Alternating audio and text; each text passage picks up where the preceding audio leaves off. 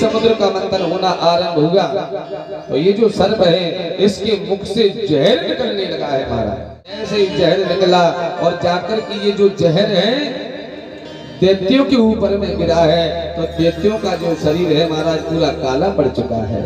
पहले दैत्य भी देवताओं जैसे ही दिखते थे सुंदर, पर जब इन्होंने समुद्र का मंथन किया तो उस सर्प के विष के प्रभाव से सभी दैत्य काले पड़ गए महाराज।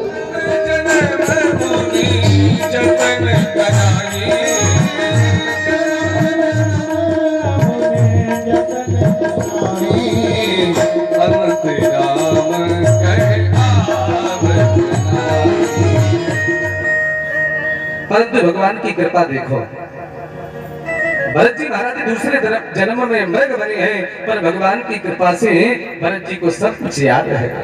पूर्व जन्म में राजा भरत था, मेरी आसक्ति मृग में हो गई तो मुझे मरने के बाद आज पुनः मृग बनना पड़ा है।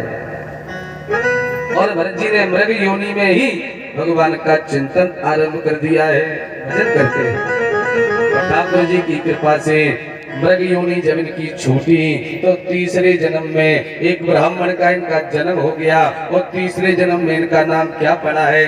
भरत जी महाराज। दूसरों की बिगड़े हुए काम को बना देते हैं, उन्हीं को साधु कहते हैं। भरत जी महाराज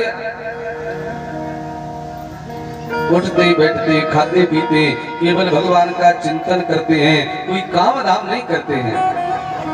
इनके दो भाई और हैं बड़े, भाभियों ने देखा ये भरत किसी काम का नहीं है, ये बैठा पड़ा पड़ा खाता रहता है, केवल पूरे दिन माला फेरता रहता है, कम से कम ये थोड़ा बहुत घर में हाथ बटाएं।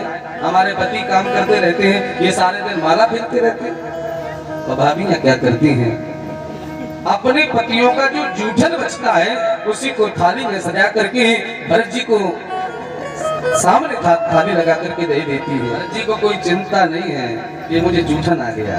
और भरत जी तो क्या करते हैं, हाथ में जल लेकर के उन भगवान का ध्यान करते हैं, भोग लगाते हैं।